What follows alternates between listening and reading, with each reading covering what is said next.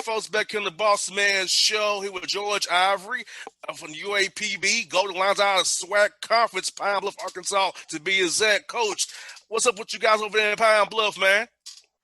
And we just trying to stay safe, man, and don't get this academic straight. And we had a voter registration together this past week for the athletic department. We thought that went well. So we just trying to stay involved in the community. Well, Coach, let me take you back to March.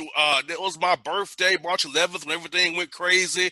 I was at the Atlanta Hawks game, and they told me the season was suspended.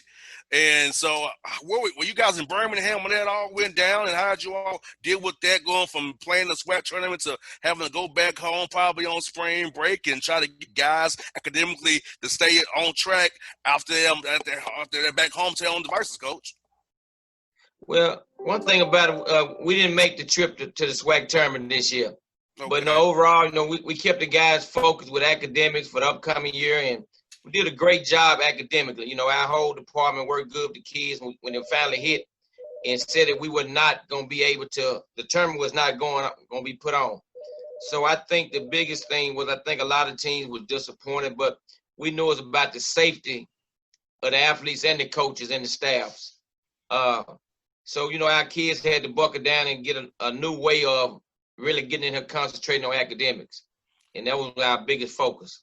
Most definitely. Coach, your academic advisor probably played a big role, along with your sister coaches as well, because, when the kids used to be on campus, going to class, and if you miss a class, you make them go run a hill or run a mile or something. It's punishment. But they're at home now. They can log in whenever. And I know they get on Blackboard, they didn't find out the grades. But how was that with the academic advisor and your staff to make sure those young men, while they're at home, about the accountability of you guys saying you're going to run for this, keeping them focused, man? Yeah, and I think that, I take my hat out. We had a great group of guys when it came down to academic. I think this was the first year that we had over 8 or 9 guys to have a 3.0 GPA. And, and like I said, you couldn't tell them, hey, you missed that class. So we tried to call them at least 3 times a week and just make sure they were logging on and making sure they're doing what they're supposed to do. And these young men did a great job of doing that. Most definitely. Now, Coach, how did you guys go about trying to tell your young men about, we both been their ages, and the 18, 23-year-old dudes, they like to go out on dates, go to the movies, go to the mall, and you know how that stuff goes. So how did you get them to understand that, hey, you gotta say no if you don't want to say yes to, because that no can save your life down the road. Because you can save the team's life. Because you never know how this thing gonna hit somebody. So how do you make them understand that, hey, you gotta say no right now, and you might want to do these things, but it'll be out later once all this stuff die down a little bit here. That's one thing we talked about over the summer too with those guys. When you come back to school, we want you to be focused, and a lot of things that we could do last year we can't do now. A lot of dating and trying to, talk to this young lady and that young lady. Or, we can't do it right now. And I told them, you got to be worried about your safety and your teammates' safety, your teacher's safety. So that's been a big thing we've been pushing with these young men through texts, messages. Make sure every morning you wear your mask, you got, sanitizing your hands. And so it's been big with us as a staff to make sure we send this message out every day to our young men, to make them stay focused. And sometimes we just ride through the parking lot. If I see somebody, hey, man, let's get it on. I blow my horn, cause like I tell them, we might can run, for this COVID if you ain't got that mask on. Got that right. You got that right, Coach. And Coach, I know when I was back at home, the strength coach probably played a big role to get these guys to give them some kind of a shape, because everybody don't have a hoop in the backyard and go to a hoop or a park. So how's that keeping the young men in shape? Because I know you don't want to get them back to campus and they're looking like Sean Kemp out the lock out there.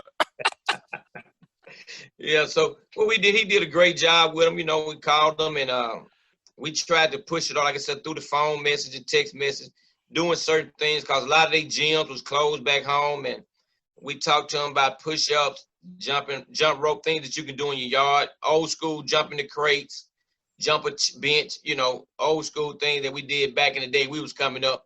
We have all this technology. So, we had to jump benches and, leg weights and jumping leg weights, so we went back to a lot of old school stuff with the young men, let them know how we did it back in the day.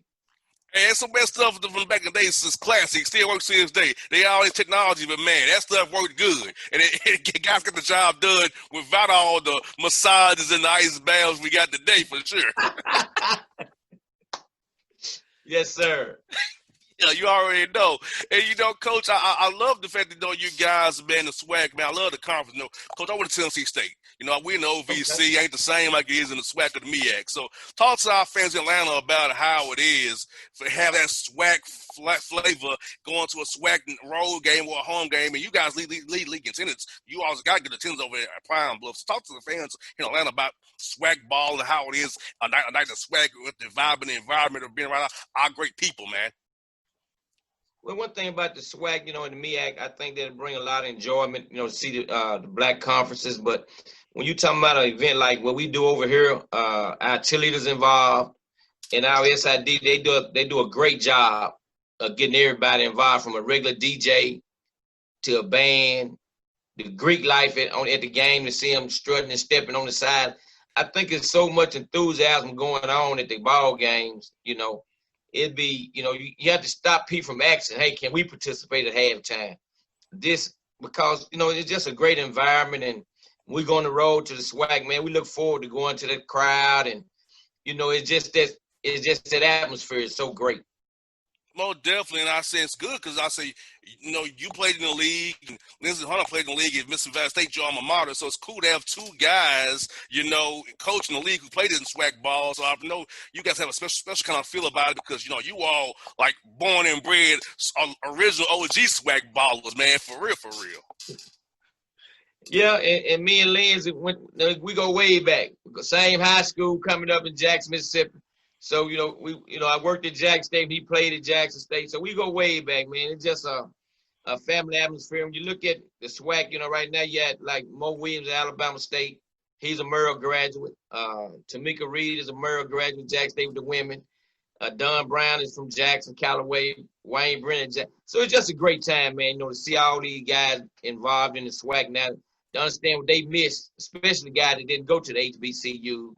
How we do it, how they say how we do it, how they swag and the swag is. Yes, indeed. I said, thank God we're from Atlanta. I can go over to the AUC and go with Clark and, Spelman, of course. But I said, going to Tennessee State, man, I just felt like, we had a great time, but we go on the road, man. It was just so dull and dry, man. I'm like, man, I'm so bored. Like, I enjoyed football class. We played against the black schools, but we played like the little over there, like, man, this is the whole vibe is different, Coach. You know how it is, man. Yeah, I know what you're talking about. It's a different environment. Yes, yes, indeed. And y'all about to get even better when you add in Bethune and Florida A&M next year. So, it's about to really be popping off in the SWAC. But the travel, Coach, is what gets me about the conference. It's already tricky. Then you add the Florida piece, Texas, Arkansas, man. Y'all spreading over the whole South for real. Yeah, and that's one thing we've been talking about in our head coaches meeting is that, the travel is going to be big, and we trying to work on some things where one year we might not have to travel there to Florida, and one year they might not have to travel to us in Texas. So I think it's going to be very interesting next year with them coming into the league, and I just think it's going to be a very exciting time in the SWAC. And, Coach, you've been at HBCU school, having a lot of young black men on your roster.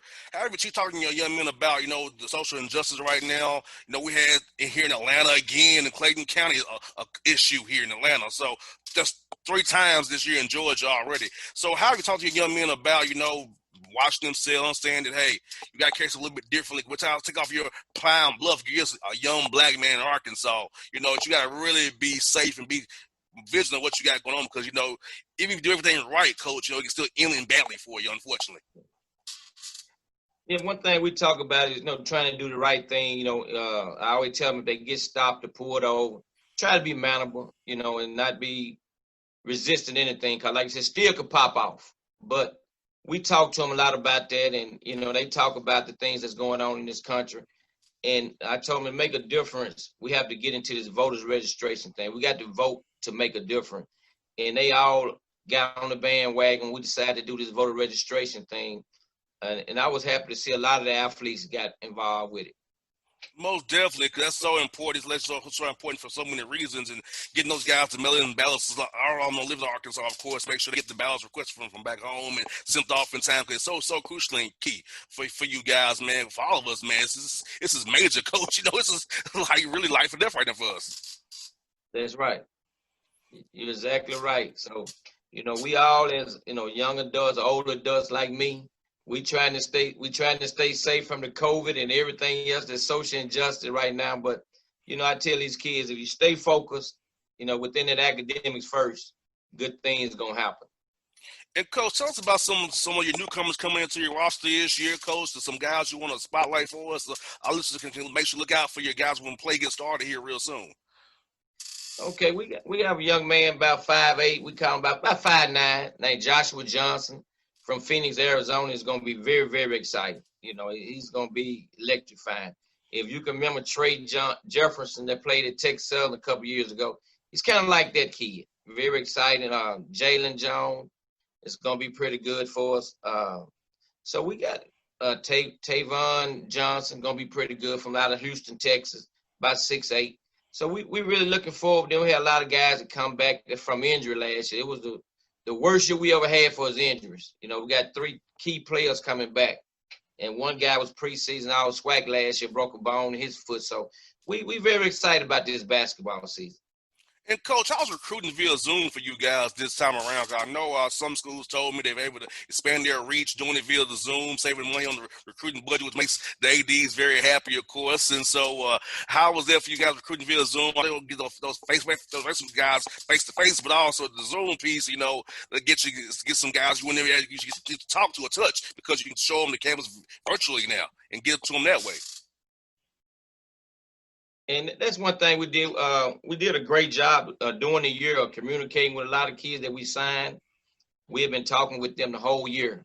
And once COVID hit, we had to go to the FaceTime and texting a whole lot and just communication. And we ended up getting those kids. So that really helped us a lot during that time. And like I said, saved us some money budget-wise. But, you know, it just was a good time to really learn another way to communicate, because, you know, we had to talk face-to-face sometime on virtual FaceTime, because we get so much now with text, you know, and I wasn't tech savvy at one time. So I had to learn really quick. Same here. Yeah, so, you know, it was a great time, man, to meet these guys and their family through that virtual time and show them our campus. We had to go take pictures and set things up, videos for the parents that want to see the dorms, just our campus period, which we thought we did a great job with that too. That's one I got for you, coach. Is this, you know, I know you guys in the swag, man, got to play these guarantee games, and we'll learn hopefully next week about what the season will look like. So if you got to move the dates back in the guarantee games, you might miss out on. So are you reaching out to other teams trying to play some games on the back end of that, and hopefully to make some money? Because we all know that men's basketball, football, and, you know, women's basketball raises the money for everybody else at an HBCU school. Yeah, and what we've did, with them getting ready to move back, we've made contact with a couple of universities that we think that we're going to miss if they move the date back. And we're trying to schedule some dates with them now within between that other time frame to keep that money coming in. So we just blessed, and we're trying to stay safe, man, and trying to win us a championship. I hear that, Coach Ivory. Coach, good having the show, man. It was fun to catch up with you, man. And we got to do this again real soon. I'll be keeping my eye on you guys over there in Pine Bluff for real, Coach. When you come to Montgomery, I might come out and see if you guys played in Montgomery, because that ain't too far from the house either. All right. We'll so appreciate it. Look for you. All right, Coach. Have a good talk to you real soon now. All right. Thank you very much. All right, it's George Ivory on the Bossman Show. Grab a hold of big breakfast flavor at Hardee's. Try 2 breakfast sliders for just $2.99. Get Applewood smoked bacon or freshly grilled sausage with fluffy eggs and golden melty cheese, all on a toasty little bun. Good morning, start at Hardee's. Available now for a limited time at participating restaurants. Tax not included. All right, folks, back on the Bossman Show. On the Howard Bison head coach King Blakeney on the show with me. Coach, good to talk to you again. How's life up there in D.C., man? What's up, Mr. Boss Man? How's everything going? Everything's good up my way. How about down your way? Coach, it's been good. I'm enjoying my now 6-month vacation, so I'm enjoying that. I have been playing the guitar, Coach. Learning how to be handier now. So I was never home this much, so 6 months and 5 days of being home, man, I'm becoming more useful, I guess. I understand. I guess that's, during this period, I guess picking up a foreign language and learning to play an instrument is a very productive thing. Most definitely. And Coach, I want to talk to you. Man, I'll be real with you. On my birthday, March 11th, is when I found out the NBA season would be suspended. So you was probably in Norfolk, the MEAC tournament. So how was that when it came down for you guys? They told you guys we're not playing anymore for your young men who have put in so much work not to get a chance to compete for that MEAC title and having to go from on campus to virtual learning and keeping your grades up, knowing you're at Howard, a great school like that. So talk to us about that whole process for you for like March 11th on through all the shutdown, how that went for you and your team and your staff there. Well, Postman, it was different for us, man. It was, we started to hear the rumblings a little bit. The NBA shutting down, the Ivy League tournament had been canceled. You hear other rumblings of other leagues that are starting to cancel, and we still don't really know what this COVID-19 thing really is. We're hearing about it, but obviously, being right now on September 16th, we're further along down the road right now. But, at the 11th on March, we had no idea. I was walking around at that time. I had a hand sanitizer bottle because going through the handshake lines before games and after games and shaking the referee's hands, I just kept, my little bottle under my seat. And I didn't know. I didn't understand that it was airborne. There was a lot of information that we didn't really understand and know at that point in time. So, we had played our first game against South Carolina State and won our first game. Came back the next night and played a really good North Carolina A&T team and had a tough loss against them. And, going into the press conference that night, someone had asked, what's next? And I said, well, what's next is, us understanding what this COVID thing is and how we are going to be like the new normal from that point, because it was, you knew it was serious, but you just didn't understand the severity of it at that point in time. And the next day, I think, around 3:30, 4 o'clock, the MEAC tournament gets officially, the rest of it canceled. And we get a phone call from, our athletic director saying that, school was going to be postponed and everyone had to immediately depart campus as soon as possible.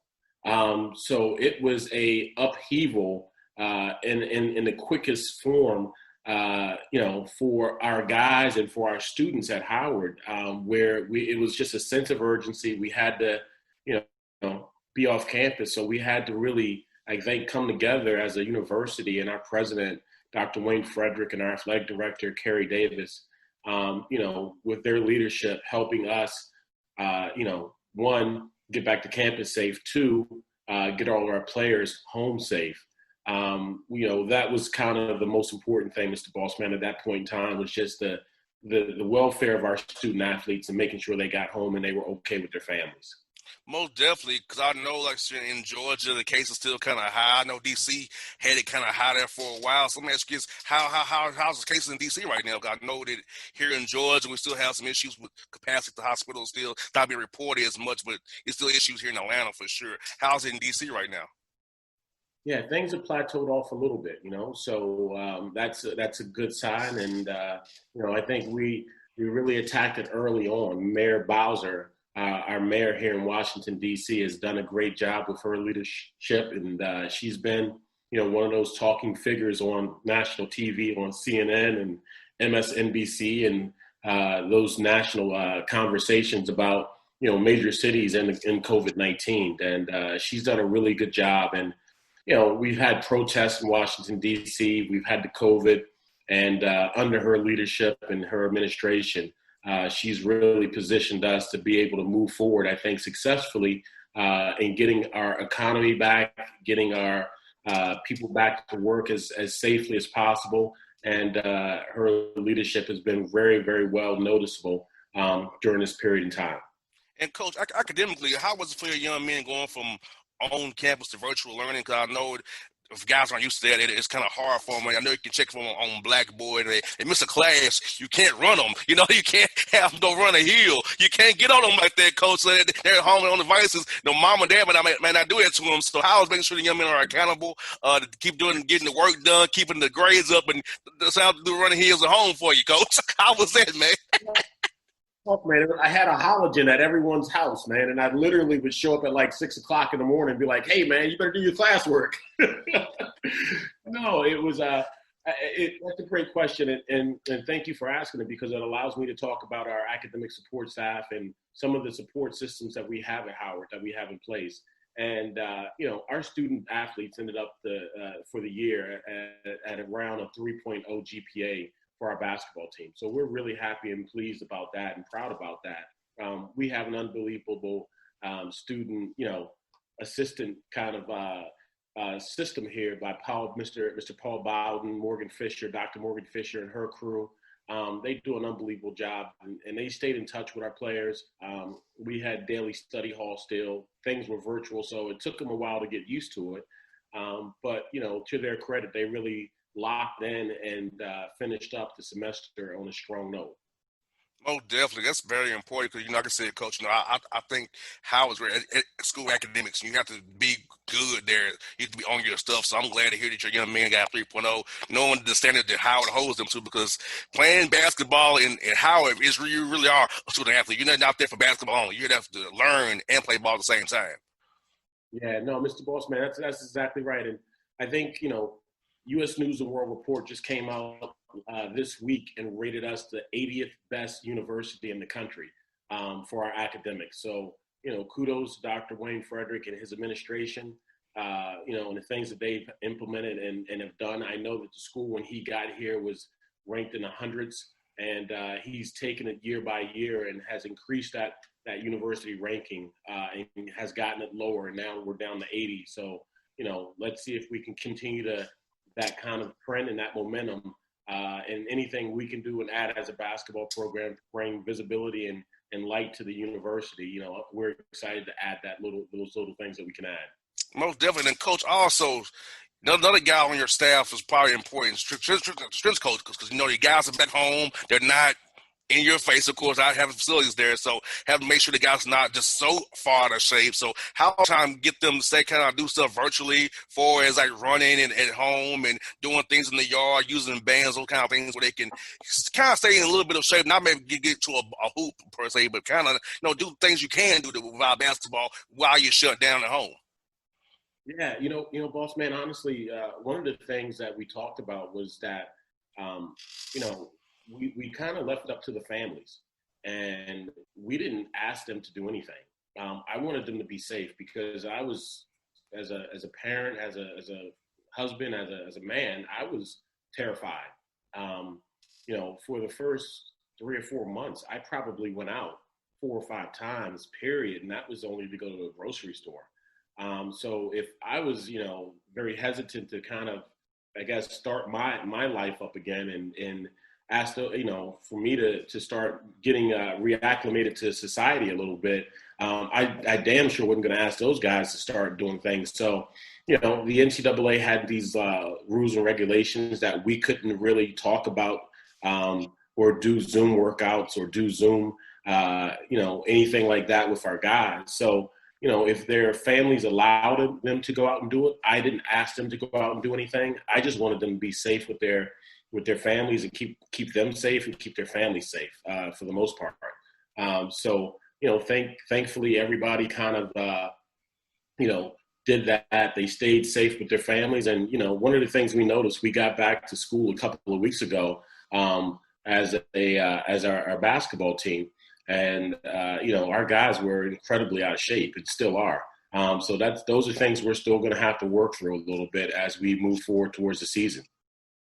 And, Coach, on the Zoom calls, we've kind of had another pandemic, too, with social injustice in the country. You're sitting in D.C. We can talk about what's happening in D.C. and other around in Atlanta here as well with Rachel R. Brooks, and this happened Saturday in Clayton County down the road from me, and also Marta Arbery. So how are you talking about your young men about, hey, we took off your Howard Bison gear, you're just a young black man in D.C. or wherever you're from, because you have to really carry it a little bit differently. Because, you know, even if you do everything right, you say yes or no, so you can still, unfortunately, have a negative outcome for us. So how do you use this time to teach your young men about being a young black man to come up in this world, and so they can give them lessons for life now, going forward from now on?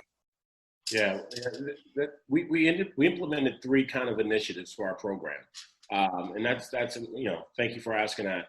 One, we started a student assistant fund, and when we talked about our students being displaced from campus, what the student assistant fund was, we did a 3-week virtual fundraiser where we had DJs that were virtually doing kind of gigs for us once a week.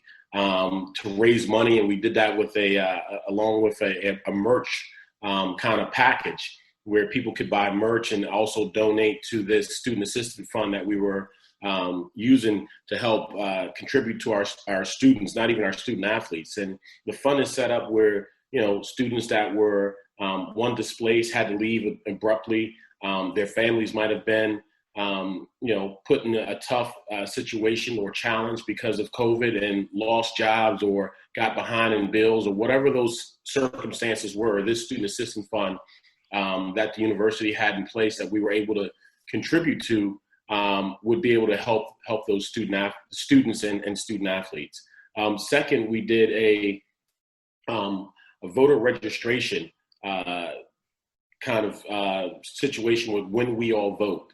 And When We All Vote has been kind of like the, most popular voter registration group since, COVID and over the last 6 months. It's, Chris Paul, Michelle Obama, and others are a huge part of When We All Vote, and people that have started that, co-founders have started that. So we were the first actually athletic team to jump on board and be associated with them, which we're really proud of. And our goal is to, reach back in the communities of color, young men from the ages of 18 to 25, and which is the hardest demographic that, to vote, that doesn't vote, and to see if we can use our platforms of social media to get those young men to vote. And the third initiative that we did, which was great to your point, was we did a speaker series, and we've had over 22 speakers so far. And what we did is we would have some of the most engaging and, interesting kind of speakers from our community and thought leaders and leaders. Xavier Williams, who's the highest ranking Black from AT&T, Grant Hill, one of the owners of the Atlanta Hawks, Paxton Baker, who's one of the owners of the Washington Nationals, Jerron Smith, who's started Unanimous Media with Steph Curry. We had Dr. Lynn Elmore, who's a professor at Columbia University, and, Bill Rhoden from ESPN and, all the different books, $1 Million Slaves. And we had great conversations with these guys, especially during these periods of George Floyd, Aubrey Brooks, Breonna Taylor, Black Lives Matter. So during real time, we were able to have some brilliant and I think insightful conversations with these thought leaders to kind of, one, talk about it, but two, to get more insight and to have dialogue, to get whatever they were feeling inside of them out and to understand a little bit more what those things were that they were feeling and what those things were that we were experiencing as a nation. So it was a remarkable, 5 or 6 months that we were able to take and kind of, grow our players and also kind of grow our program in a way that bonded, I think, all of our guys in a way where, we were able to include some of our new guys and grow and come together as a program.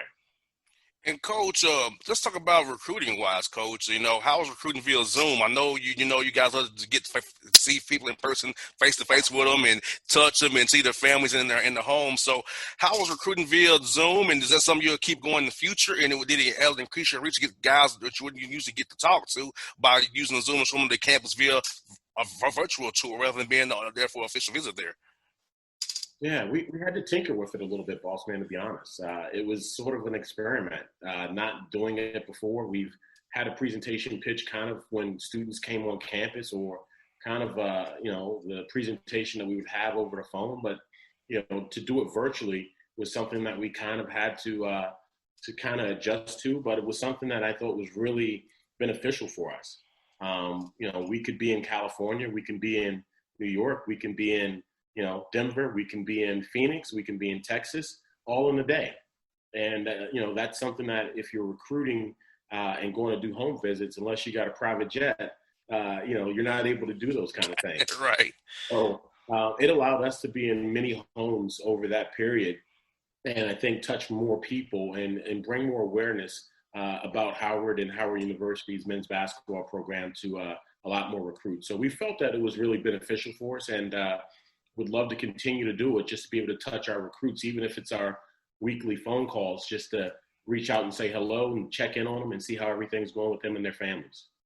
And Coach, talk about the new class coming in. A lot of guys you guys I know are already getting Mr. Maker to come with you. So discuss your newer class coming in here and what they will mean to the program going forward as you get this Bison program up and rising some more. Yeah, we have a large class that came in. I think we have 10 or 11 guys that are in this freshman class, or newcomers that are part of our Bison family. And it's obviously led by, McCord Maker, who is the highest profile recruit to an HBCU, probably since, I can't even remember, maybe one of the guys that did it at University of District of Columbia back in the early 80s. That might have been as, more decorated than McCord, but we're very fortunate and lucky that he chose us to continue his education and to play basketball at Howard University. He's somebody that's going to give us, I think, a lot of versatility and a presence where, our younger guys, it speeds up our program. It really does. We were able to get a transfer in Nogel Easton from Purdue University. He's a young man that started 65 games at Purdue. That's going to come in right now. And, he's, his impact on our program is going to be probably just as big as Maker or bigger. He's a guy that went to the, Sweet 16 and Elite 8. And I don't know how many guys in the MEAC that have transferred in have had a chance to play in the Sweet 16 or Elite 8. So he comes from a winning pedigree. He's a competitive kid. He does think everything the right way. And, his impact on our program is going to be so substantial. We're really excited about it. We have Raheem Rara from Baltimore, Poly High School, who we're excited about. He's a point guard, an incredible playmaker. He can find guys in traffic. He can knock down shots and while he's open. He's a guy that won 3 consecutive championships and probably would have won a 4th if it wasn't for COVID. So we're really excited about him.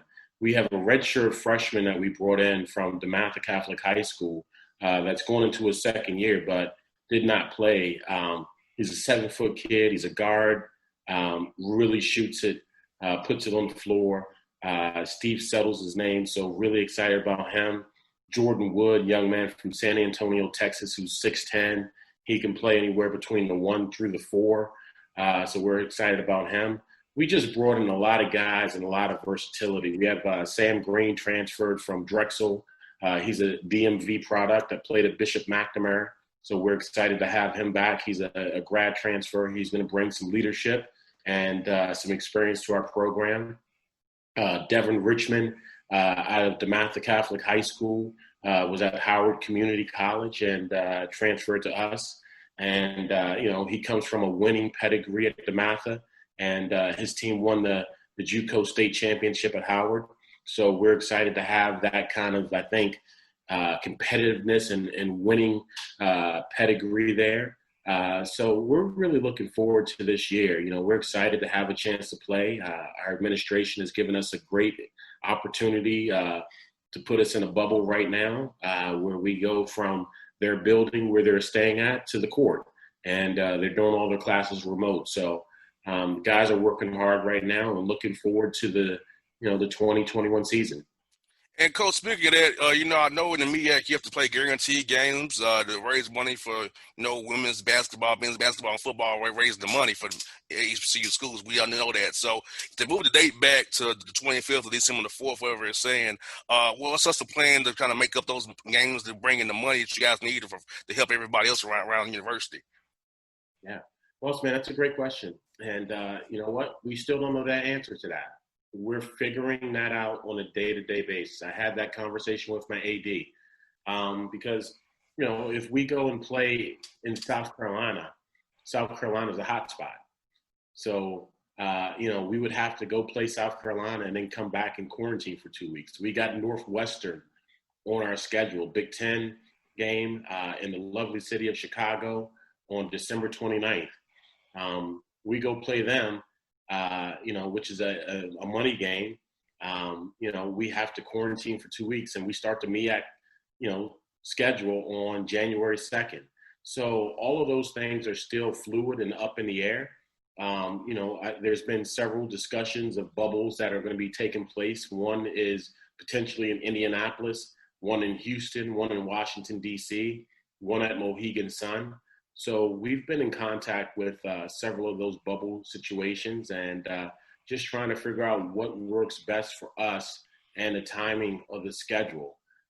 So right now, we're still up in the air with a lot of the different things on scheduling with our non-conference season. Yeah, and also, Coach, I saw some of the contracts, man. They look terrible. I saw the COVID clause in the contracts where if you play, it's this number with fans. If no fans, this number was paying for your travel. I said, I feel bad for you guys because, I saw some contracts from high major people here. You probably know which schools I'm talking about here in Georgia. I saw the contracts and I'm like, nah, that's ugly, So I hope that we can get it done without those poison pill clauses that are skewed their way only for sure. Yeah, no doubt. You're exactly right. There's clauses that if we play with fans, it's X amount of dollars, which is a nice payday. You could say $60,000 to $80,000 or $90,000. And if you don't have fans in the stands, it's $20,000. So it makes a difference. And our administration, Kerry Davis, Mr. Davis, has been unbelievable. His leadership during this period in time has been, needed, and he's handled everything like a champ.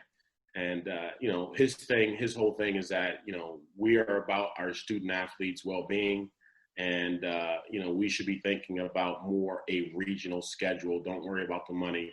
It's about the student athlete safety.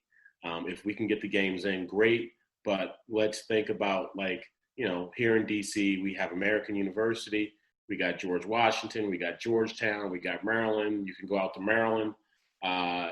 We have, University of Baltimore County, we have Navy, we have Loyola.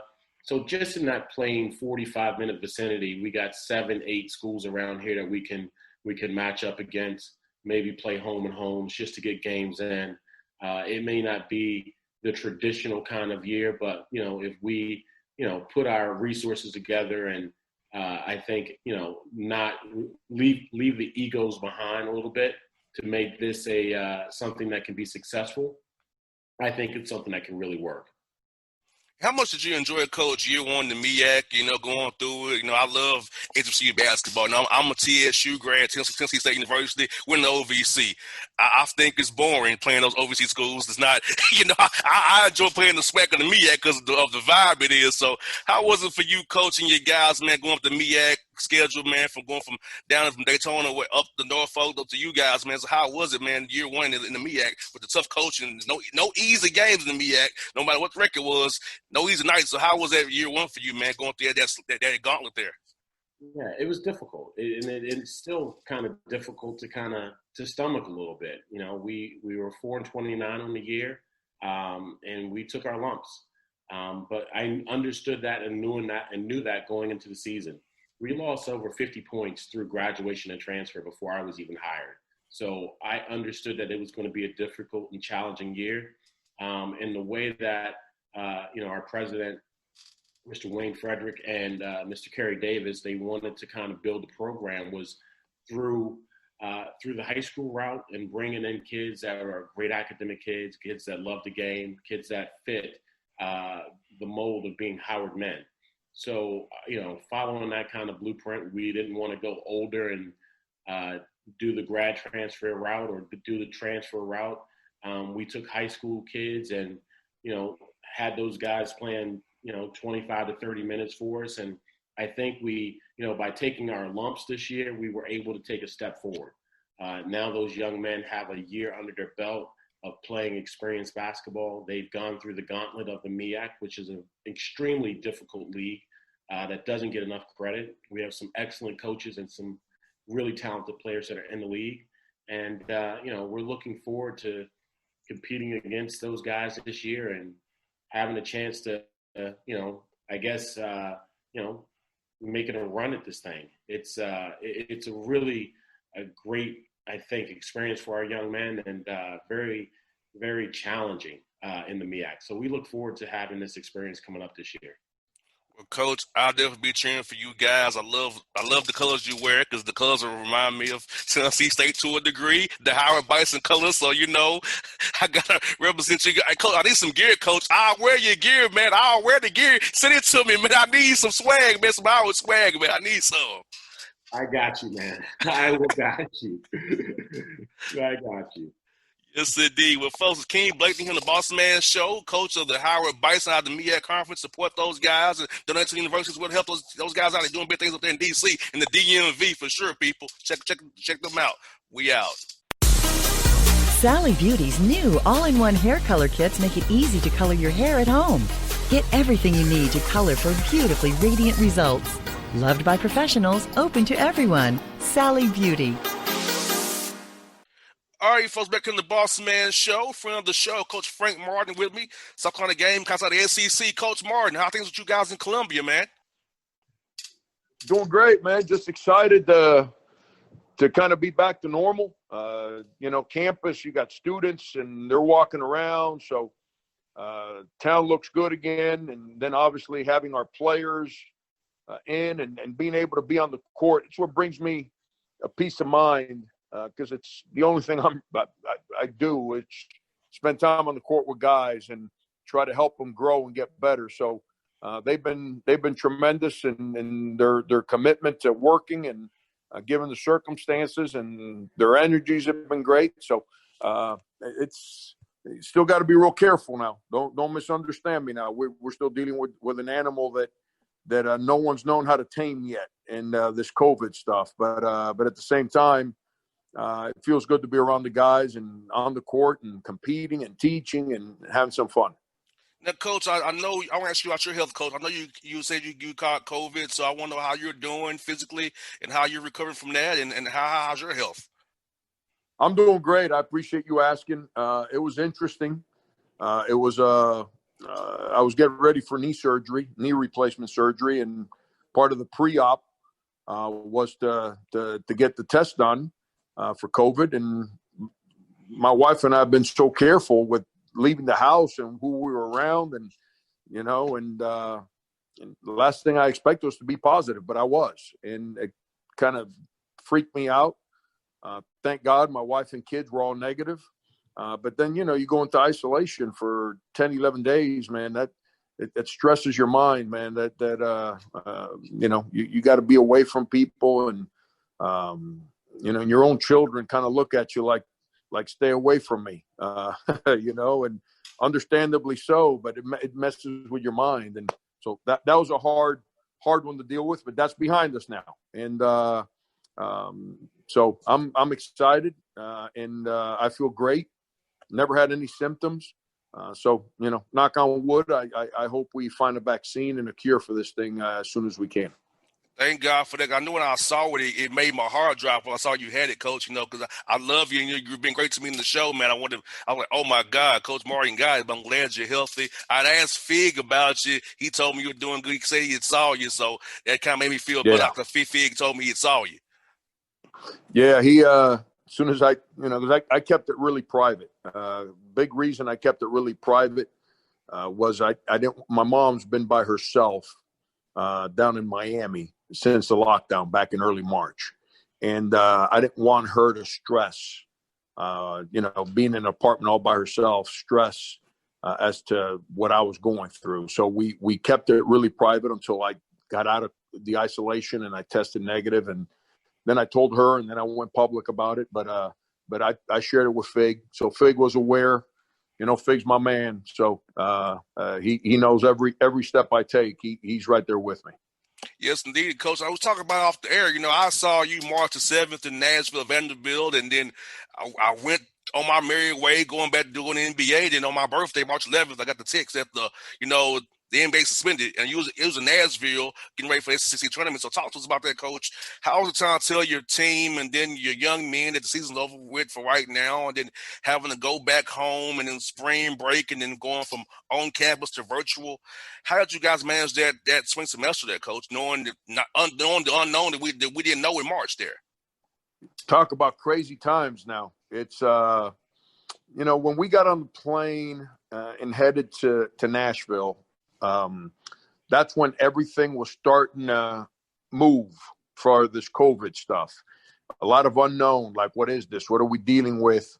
But we were at the hotel, and I was actually at the game, the first round games, watching Arkansas play Vanderbilt, and we were playing the winner of that game. And that's when the news broke about Rudy Gobert and the NBA shutting down the season and or at least suspending play. And then that night I went back to my hotel room and selfishly, I was worried. I was like, man, I don't know if I want to bring my team into a building to play a game. Mm-hmm. God forbid one of my guys gets sick or I get sick. And how about my family back home and my staff and their family? Were away from them. And that's when the news really started pounding on the severity of this virus. And but if we played, I would have shown up and, we would have coached the game. But we got a call that next morning and said, which was a Thursday morning. And the word was, hey, it don't look like the games are going to be played. Stay tuned. I got a call about an hour later and said it's off. And then it was just like pandemonium. And from that, not everyone freaked out, but trying to manage everything in front of us. And we got on a plane, flew back home, got home Thursday night, met with the players. That we had told the players that everything was going to be shut down. So we met with the team Friday morning. And by Friday night, all the players were back in their hometowns. And then away we went, and none of us knew what we were dealing with. And everybody just kind of on their own academically. Our school had to make a shift to online classes midstream. Our players had to make the adjustment because, there's a big difference between in-person and online. Definitely. Big difference. And you're trained to be in a classroom, handle learning and getting work done a certain way. And then all of a sudden that thing just flips on you from one day to the next. But our guys were awesome, man. We set a program record for team GPA over a semester, even dealing with this adversity, and which was a credit to our guys and our academic folks. But we all learned. We dealt with it and learned, and we're in a much better place now. And Coach, for young men is in 18, 24 years old, I'm in my 30s. So for them to get this experience now, what life can throw their way. So all the lessons you've taught them as men off the court is coming to fruition now in 2020 in one time. You got to be responsible for what life throws your way. Your academics, got to get that done, your family, and basketball if possible. So I think it gave you young men some perspective going forward for sure. Absolutely. I tell players all the time, the only thing that you're going to mess up is if you're not prepared for change. Change is coming. Yes, indeed. We all want a routine. Yeah, we all want a routine and be comfortable with our routine. But change is coming in what we do. And when change comes, we have to adapt and be prepared to manage that moment. And this year, the change was this COVID. It changed how we live. I mean, I'm coaching in a mask now. That's a different animal than I'm not used to that. It's you got to get used to it, but it is what it is. That's a change we got to adapt to. Most definitely. Our players went from, like I said, in person, like all 18 to 22-year-olds, man, they're living life, man. They're loving it. You remember what that was? That was a fun time of our lives, man. Yes, And all of a indeed. sudden it goes from living life that way to being locked up in a house and not getting out. And, so but everyone had to adapt and deal with the change. And I think I couldn't be prouder of our guys for the way they managed it. And, Coach, for you guys trying to teach your young men about, we have all this social justice and unrest in our country, here in Atlanta, right in our backyard, with a few different bad situations happening. So how do you manage teaching your young men about what's been going on in our country with the police brutality, the racial divide we have going on? So how did you use the Zoom opportunity to teach your young men about this and how we can move forward from this as well and be better as a country going forward? I've been talking to our players about that since 1985 when I started coaching in the same neighborhood I grew up in. This is not something that just started, 3 months ago. This is something that we have to constantly speak about, and that's one thing I do. I've always spoken to our team and our players about the good, the bad, and the ugly, and how to manage all three, and how to understand, how to take advantage of what is there, so you can make a better life, and the responsibility that all of us, because when you're in college as an athlete, you don't realize it at the time, but you're one of the few that's getting a chance to move forward. Yes. And it's so important that I speak to them about that all the time. Like, man, you have an unbelievable opportunity when you get to college to make it better for everyone after you, to empower yourself to make it better for your own family and everyone else that you can touch. And so I've been talking to our guys about all these things since I was a JV high school coach. And that's what I learned in my neighborhood. It's the way I was raised. It's the way living in my neighborhood. It's the way I continued to coach in that neighborhood. And so I'm ecstatic, man. I'm ecstatic that our players are comfortable enough that we can have these powerful conversations. Always. One of the guys I had incredible conversations about all this stuff was Sindarius Thornwell. Well, guess what? He was Player of the Year too. So that it goes hand in hand, man. Having the confidence to have these conversations and to grow and to listen, and it kind of goes hand in hand with having success with what you do in life. And so I think this is a great time because everyone's willing to express themselves and everyone's willing to listen. And what we have to stay in a positive place, because this is where I disagree with a lot of people. We're only a divided world, a divided country in social media. If we stay out of social media, we actually got people that are really good people and believe in each other. We just got to get some stuff fixed, man. There's some stuff that we got to fix, and it's not about hurting people's feelings. It's not about passing the blame game. It's about just being appreciative and having a little empathy and sympathy, and being understanding to the struggles, man. And then once we do that, be willing to address it and fix it. Now, stop talking about it. Stop trying to say all the right things, and then nothing happens. It's time to go fix some of these things. And so I'm happy because I really feel that there's movement and action going to go fix some of the things that need to be adjusted.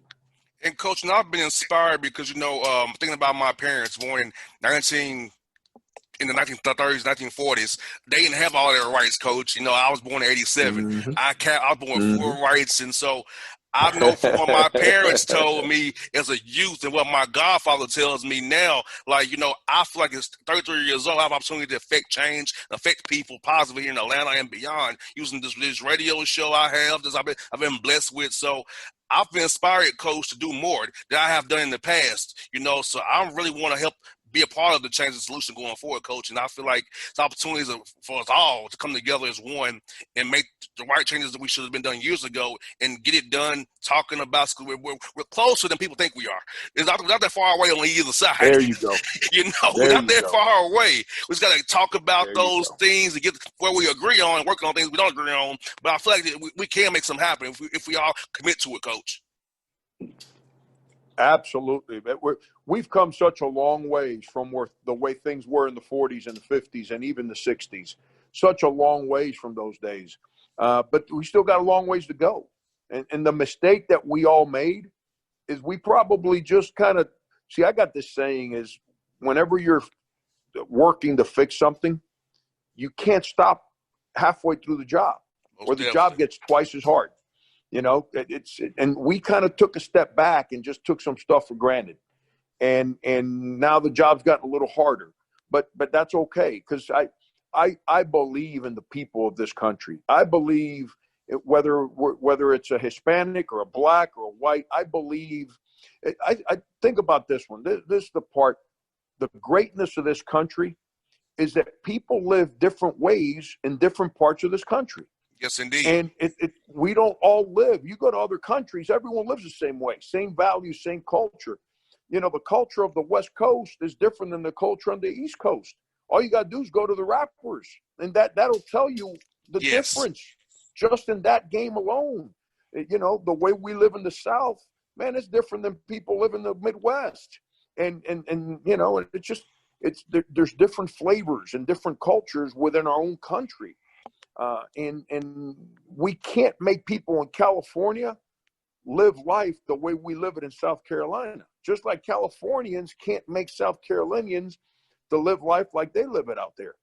But we have to be at peace to understand that we're all different based on where we live, based on our culture of that region, and based on the culture of our families and what our background is.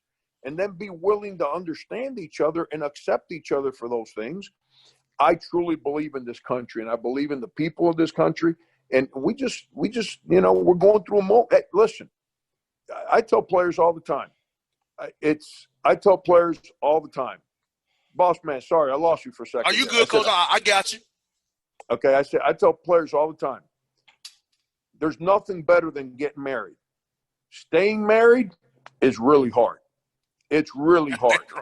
Right. And there's days when you're married that you're trying to figure out, like, you know, how am I getting to tomorrow? But definitely because you got love in that marriage, man, you sit down, you talk with your wife or your significant other, and you have those conversations, and you get to a place where you realize, like, you know what? No wonder we love each other. And now your marriage gets stronger because you went through that moment. That's what we're going through right now, man. This country's going to be perfectly fine because it's got too much good, too many. Every time we got an issue in this country, a hurricane, a flood, a tornado, an earthquake, what do we all do? Come together. Yes, sir, man. Black, white, Hispanic, we don't care. We load up and we go help the people that were hurt. We're dealing with this right now, and we got to understand.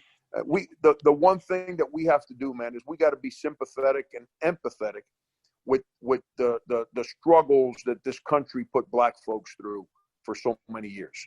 And if we can just be willing to embrace that emotion, then we can understand why there's frustration.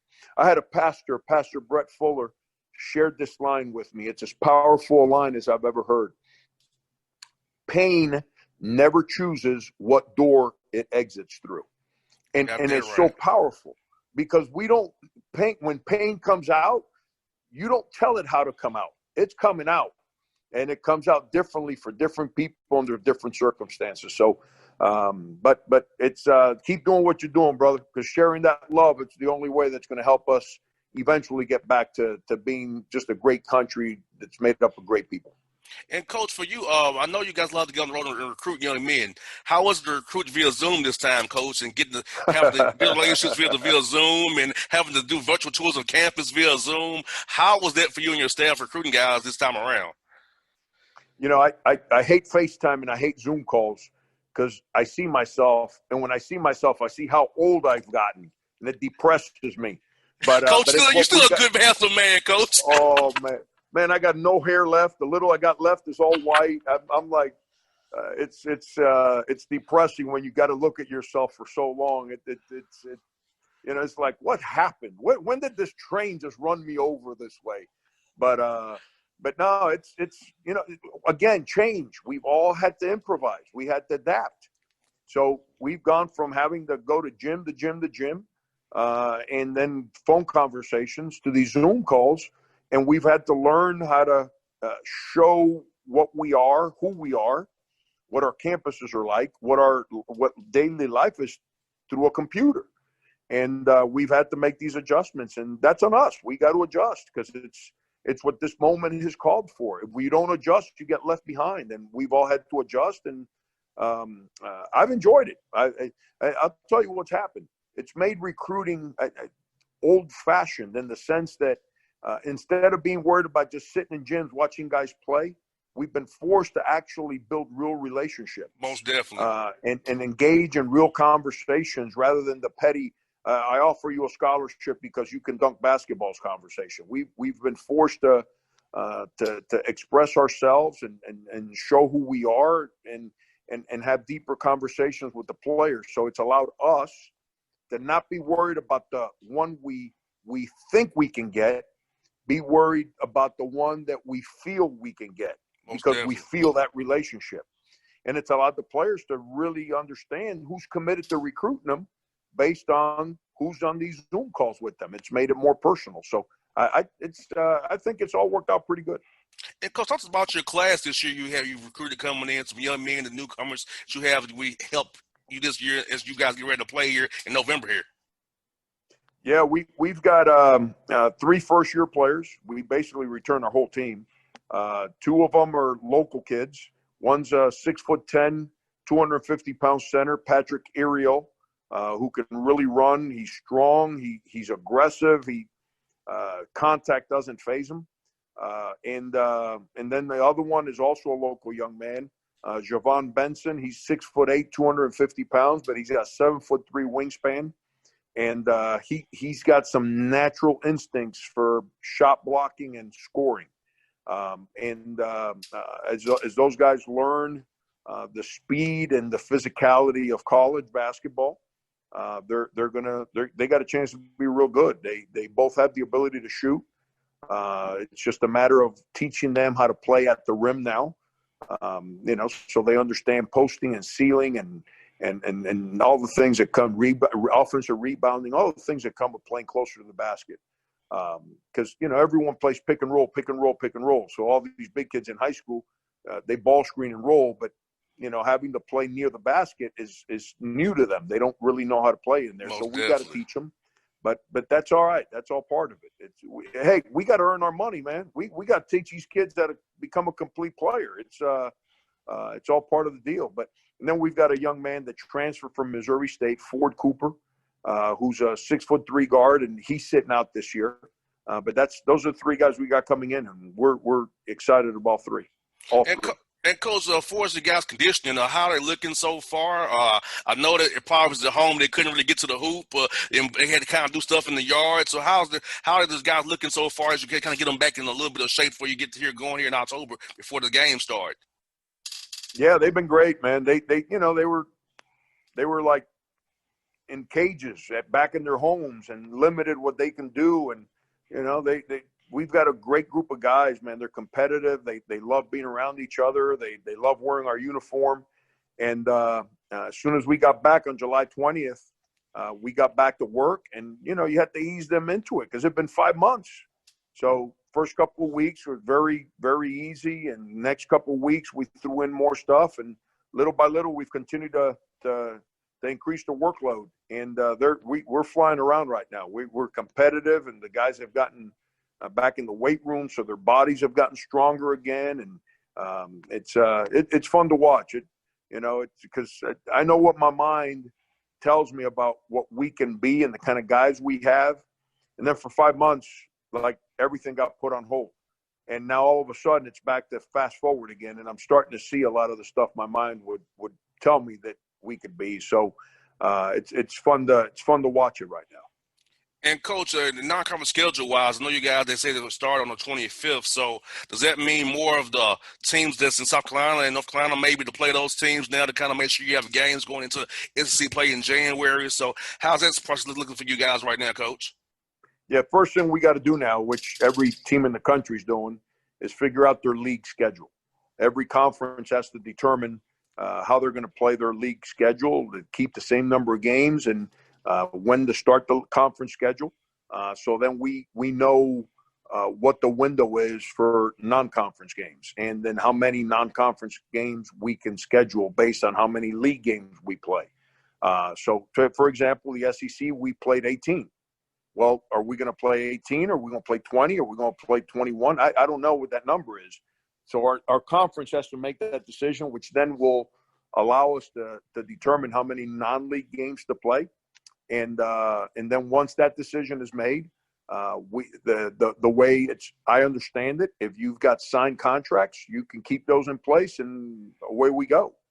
And if you got contracts that are outside the possible dates, then those contracts can be put out for a year, and you can go replace it with someone else. So all those are things that over the next couple of weeks we'll have a lot more clarity on. That's what I got for you, Coach. Is this for you? How happy are you seeing your young men in the NBA like, Chris Silva, PJ Dozier, and those guys are still going to playoffs there, man. So I know Chris is hurt right now, but how happy are you seeing young men you've coached have success on the NBA there and playing with the playoffs, deep into the playoffs? Yeah, it was awesome. Whether it's once the bubble got going again, whether it's watching Udonis Haslem or Jose Juan Barea, two guys that one played for me in high school, the other one played for me when I was at Northeastern, or then watching Rodney Magruder, who played for me at K-State. And then the four guys from South Carolina, Sindarius Thornwell, PJ Dozier, Chris Silva, and then even Brian Bowen, who never actually played in a game but spent a whole year with us here practicing. He's one of us. To know that we had four guys that played for us here in South Carolina in that bubble, that was pretty neat. And and I tell, because it goes back to what I preach to players all the time. Everyone in life, we all get a job. The question is, can we keep a job? And all those guys I just mentioned, they figured out a way to earn their way into the NBA and figured out a way to keep their job up to this point. So that's I'm excited for all those guys because of that. Coach Martin, I'm glad you're healthy again, man. You look great. I told you, Coach, I know you're going to be fired up, ready to go here real soon, man. I'll be definitely for to send you, whether it be in Vanderbilt or somewhere close. We'll definitely catch up with you again, Coach, for sure. My man, I appreciate it. I might throw some Grecian formula on my hair, man, to make sure you recognize me the old-fashioned way. Hey, Coach, it's all good. Hey, man, I haven't had a haircut in a week, so it's all we both in the same boat, buddy. I got this hat on my head to cover up my hair. All right, Coach. Hey, I'll see you, man. Thanks for your time, Coach. Appreciate you, brother. All right, now. It's Frank Martin on the Bossman Show.